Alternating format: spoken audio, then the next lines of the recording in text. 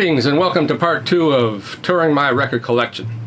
The camera went off unexpectedly, so part 1 got chopped in half. But I was talking about Stanley Turrentine, I believe. So I was up to the T's. So I'll just go through my collection and pull out some of the records that are some of my favorites that I've collected over the years, and some records that are central. This was recently reissued, expansions, and I didn't realize how great this record is actually until I listened to the reissue. This is a phenomenal Mccoy Tyner record. I didn't really realize it was because, like most people, you tend to focus on this record.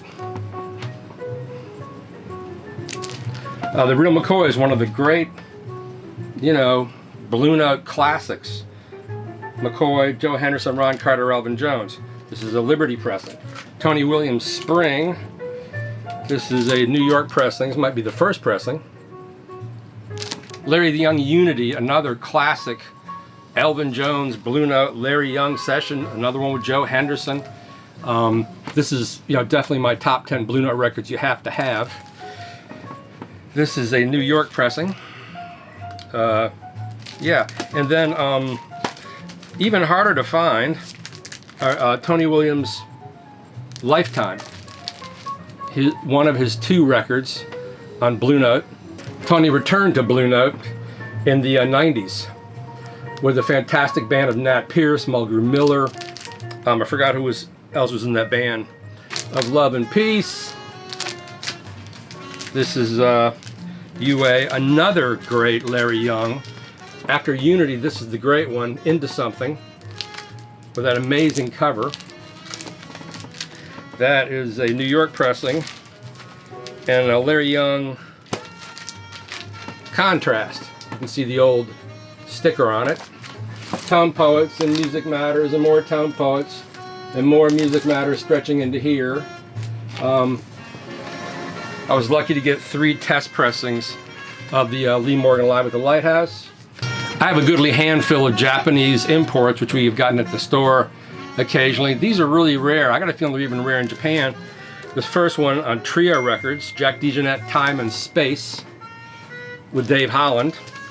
Not sure when this is from. A little bit easier to find, Dave Murray and Jack DeJohnette. Michel Camilo, Why Not? This actually came out in the CD era. When I first came to the city in '89, I hung out with Zach Danziger. We go to McKell's. By the time Weckl had already left, Dave Weckle's on this record. This is an amazing landmark record. Anthony Jackson playing this amazing low bass, and Peter de Rivera's in the horn section. These crazy salsa fusion arrangements. But that's a really, really fun record. Jazz Machine.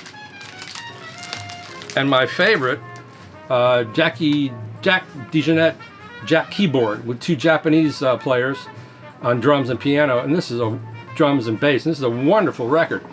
These guys are all really playing their ass off. Over here, my Impulse records. Impulse are weird because they didn't reissue very much. When you find those records, they're well played, and those are my Impulse records, and a few of my favorites. Johnny Hartman, I Just Dropped By to Say Hello. Sonny Rollins' East Broadway Rundown. Sonny Rollins on Impulse, with Mickey Roker on drums playing trio. This record is off the chain, as they say, and it's fun to look at the when you open it up, you see Sonny leaving his Porsche, I think, and walking into Rudy's studio. That's an amazing record. You really can't go wrong with Impulse records. I mean, some of them are a little obscure and weird. There's one where Hank Jones is playing harpsichord, but pretty much, it's all the great Coltrane records, Sonny Rollins records, Marion Brown records, Archie Shepp records, a really valuable label. This is one of my favorite records on Impulse, which I think a lot of people are actually not that aware of. When I first got into record collecting and jazz, this was high on my list. Roy Haynes, Out of the Afternoon, with Rahsaan Roland Kirk, Tommy Flanagan, Henry Grimes. I mean, amazing lineup. I think this is probably taken in the forest or behind Rudy's studio, and this is just a phenomenal record. I mean, the opening tune, look at that beautiful laminate.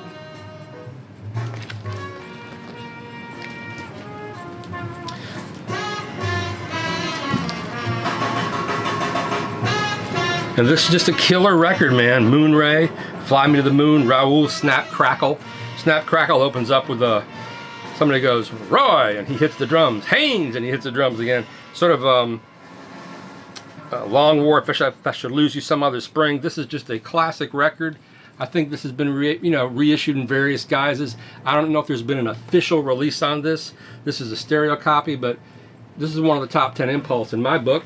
And then I just have, alphabetical, Ammons, through Korea, through Ornette and Coltrane, through Eddie Lockjaw Davis, through Miles Davis, Ellington, Red Garland, on, Jan Garbarek. And I thought I'd pull out some of my favorite records in among all of these. Tanganyika, Buddy Collette, Chico Hamilton. Modern Afro-American jazz. This is a really great record. This is an original copy on the Dig label. It's not in wonderful shape. Jim Hall's on this record. The elusive Buddy Collette. Buddy Collette, who was a wonderful player, but also I believe did a lot of soundtrack work. So when he was on the West Coast, he's almost like an East Coast guy on the West Coast. On the Dig label, which I might be wrong, but I think this is Johnny Otis's label. These are a few of my Eddie Lockjaw Davis records. I think of Eddie Lockjaw Davis as like the statesman of tenor sax. Coleman Hawkins I think of as the he's the originator of tenor sax as we know it in jazz. And even now, if you listen to Coleman Hawkins, he doesn't sound dated. He sounds totally modern, unlike to my ears, like a Lester Young sounds of that era. But Coleman Hawkins supersedes era, which is kind of insane when you think about it.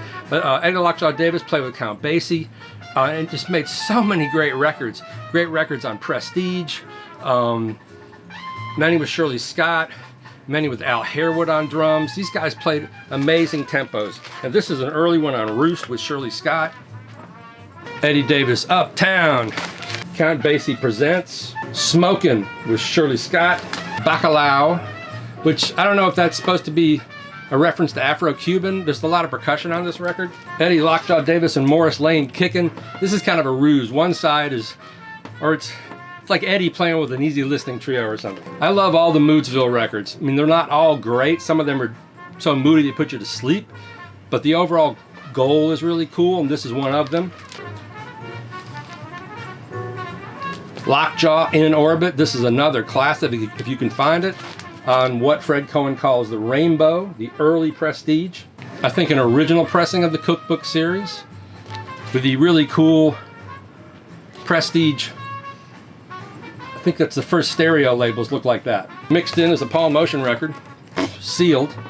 I love Paul Motion on ECM. I love ECM records.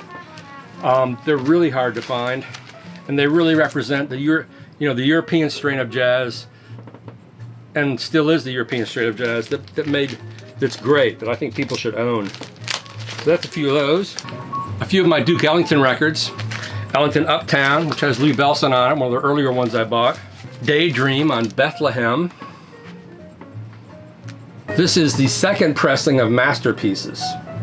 I have a first pressing, but the second pressing has a weird magenta label. The original has a green label. This is the RCA Black and White series. There's also a French CBS that are really amazing, like Primping at the Prom. Like I said, I'm a big fan of ECM records. I should probably have them all in one spot. So I have a goodly amount of Jan Garbarek records and Enrico Rava and Paul Motion and Dave Holland. But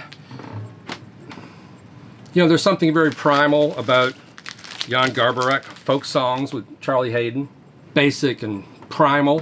One of the great things about ECM records is the great drummer John Christensen, who just passed a little while ago, who was sort of like the in-house drummer for ECM. Just a beautiful multi-directional drummer, sort of the European Jack DeJohnette in a way. Wichita with Bobo Stenson, great Bobo Stenson. Illinois Jacquette on clef, equal to Blue Note sonically without a doubt. I think they're better than Blue Note because the sound never changed. It was so flat and woody and full-bodied with no strange reverb, no strange artifacts, Roy Junan did such great work at Contemporary. These Shelly Manne records are evidence of that.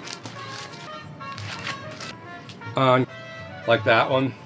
And Actare, which was a TV show in the 60s. And of course, all the poll winners records on Contemporary are just essential recordings, both in hearing great improvisers, Barney Kessel, Ray Brown, and Shelly Manne, just beautifully recorded and beautifully improvising. I think there's like 3 different poll winners records. Those are just essential recordings. They also sound amazing. I always try to use those. Well, I do when I'm judging hi-fi. I'll show you those in a second.